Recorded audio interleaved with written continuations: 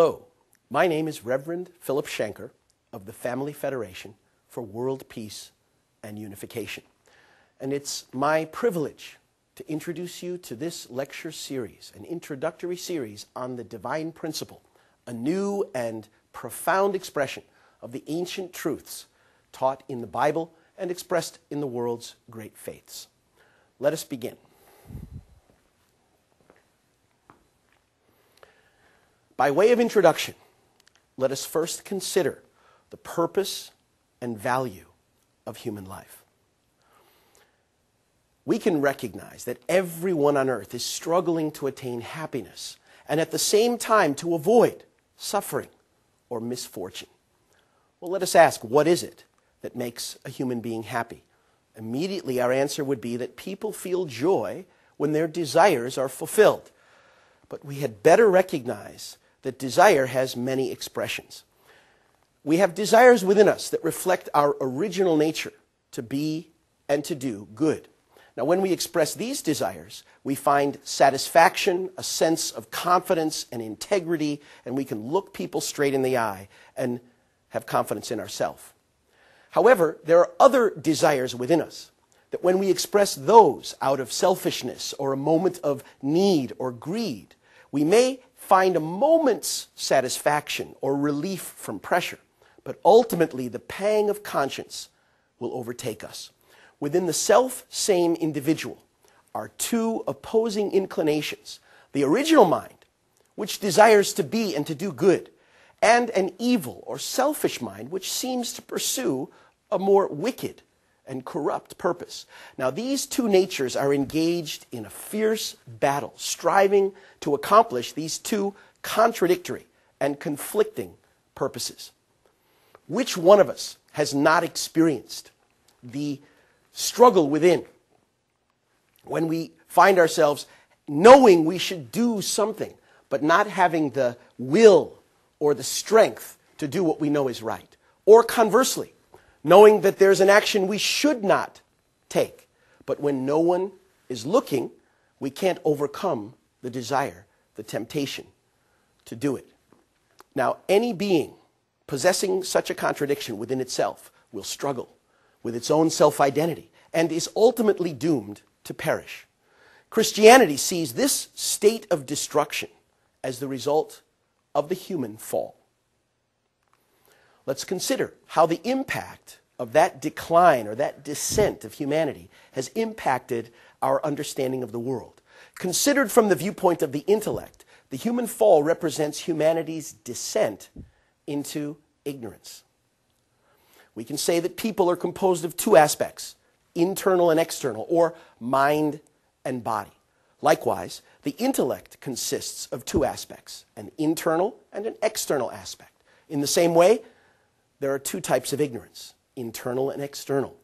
Now, internal ignorance refers to our ignorance about the fundamental questions of life. Who am I? Where did I come from? Why am I here? Where am I going? Is there life after death? What is good? What is evil? How should I relate with the larger world? And what is my place or purpose in the universe? From time immemorial, human beings have sought the answer to these questions. External ignorance refers to our ignorance of our environment, the nature of matter, how our physical body, human body, works. These comprise together these two aspects of ignorance. Now, through religion, humanity has followed the path of searching for internal truth. Anthropologically, from the time human life arose on the face of the earth, we find that human beings were compelled to be awed by the power of nature, to recognize in those powers something greater, to seek to worship or relate or appease those powers. Naturally arose the desire to take care of the souls of their departed loved ones. And so funerals, unlike the animals before them, we began these kinds of rituals and practices. So through religion, humanity has followed the path of searching for internal truth. At the same time, through science, humanity has pursued the external truths. In this way, we've sought to understand how our physical body works, the nature of matter, and how the universe operates, the laws and principles, and to improve the conditions of life for all people. Now, these two endeavors, pursuing different realms of the human experience, have seemed at times in the course of their development to take positions that were contradictory or even irreconcilable, such as the biblical understanding of 6 days of creation versus science's awareness that life evolved over a long period of time. But these are not necessarily contradictory. And in fact, for humankind to completely overcome the two aspects of ignorance and fully realize the goodness which our original mind desires, at some point in history, there must emerge a new truth which can reconcile religion and science and resolve their problems in an integrated understanding. This is one of the missions of the new truth, to bring about this harmonized view of life and in that way empower us to realize a world of goodness. What else can we say about the mission of the new truth? Well, first of all, this truth should be able to lift humanity through a broad and unified vision into a new age, a new world. At the same time, the truth should be able to embrace all historical religions, ideologies, and philosophies, be able to understand these varying perspectives, provide the big picture, and show the relevance of each part, and in this way, bring harmony and unity among them. Also, this new truth should be able to empower human beings to overcome the contradiction within our nature and guide fallen people to return to our original state and regain our original nature and value. Now, this is precisely what the divine principle has the power to achieve. This teaching is not the result of philosophical inquiry or academic library research. It is revealed understanding. It came as a revelation. It is presented in a format relevant to people of today and approaches the problems of life in much the same way that any modern person would approach a problem. For example, when we are sick, we go to a doctor. Why we go to a medical professional to solve the problem is because he or she has been trained in this area. A doctor first must study anatomy, how the body works, what is the blueprint, and what's the ideal structure and function of a healthy body. Secondly, a doctor then can study pathology, how disease arises. Where does the body tend to break down? What is the problem that causes bad health or problems? And then thirdly, a doctor can study therapy, how to cure these problems and restore the original state of health that the body was designed to be in.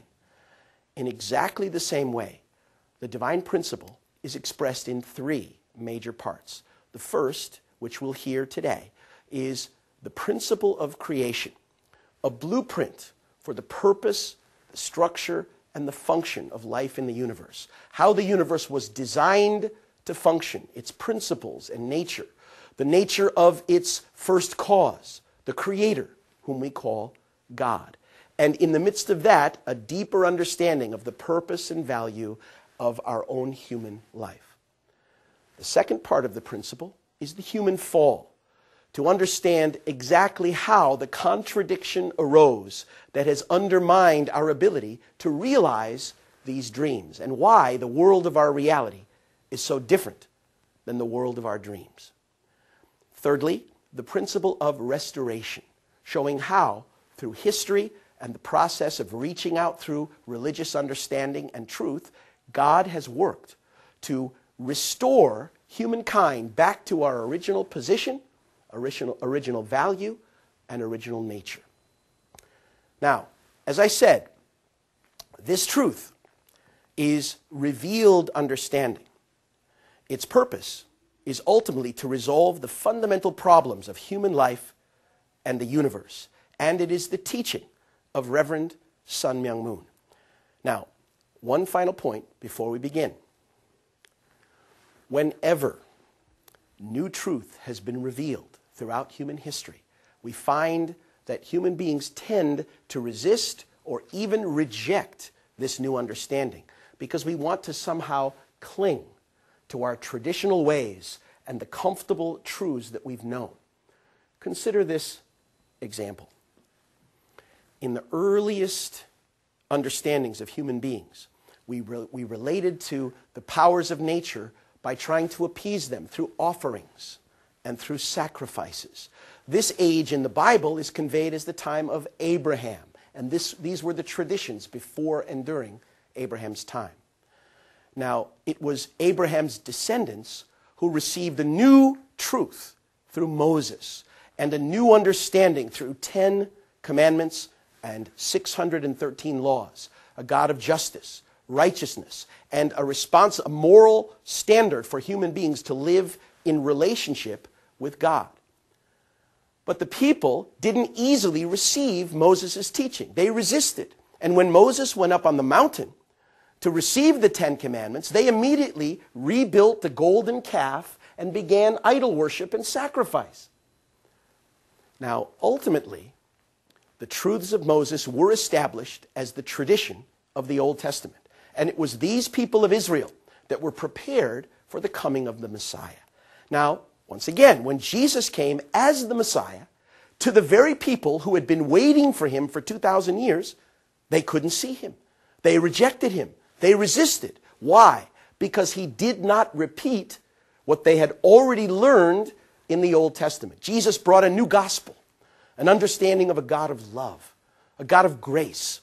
And Jesus acted in such a way that seemed to undermine their traditions. And they accused him for defiling the Sabbath, for breaking their laws, and for changing their traditions. Thus, Jesus felt compelled to say things like, I came not to destroy the law, but to fulfill it. He said, you worry about cleansing the cup and the plate. Why don't you worry about cleansing your inner self? Now, when Jesus taught, even then, he was unable to share everything that he knew and had prepared. He said in John 16:12 and 25, I have yet many things to share with you, but you cannot bear them now. He said, I've spoken of earthly things and you can't understand. How can I tell you of heavenly things? Jesus promised in the 16th chapter of John that the Spirit of truth would come and eventually guide us into all truth. Now, St. Paul echoed this perspective in his first letter to Corinthians, 13th chapter, 9th through 12th verses, when Paul noted the limitation of our faith and our understanding. He said, our knowledge is imperfect.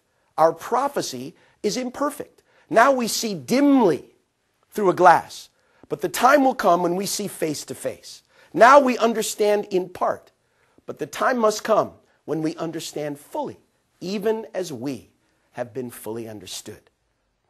Paul used a metaphor of growing up. He said, when I was a child, I thought like a child, I spoke like a child, I understood like a child. But when I grew up and became a man, I put away childish things. My brothers and sisters, through the divine principle, we can now come to a new understanding of our traditional faith. And in many areas of that faith, we can put away childish things.